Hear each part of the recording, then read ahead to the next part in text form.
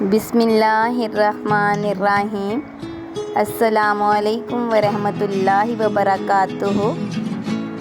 ज़िंदगी भर खुश रहना चाहते हो तो कान खोल कर सुन लो।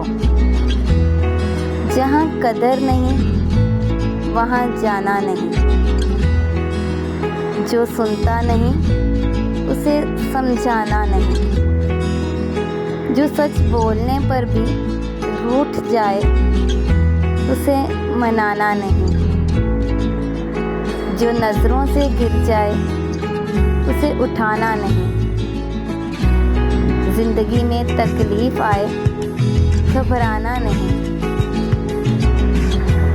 जो दोस्त मुश्किल में काम आए उसे गंवाना नहीं।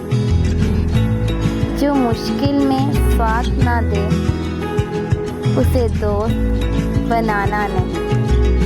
इन बातों पर हमने अमल करना है तो हम ज़िंदगी भर खुश रहेंगे।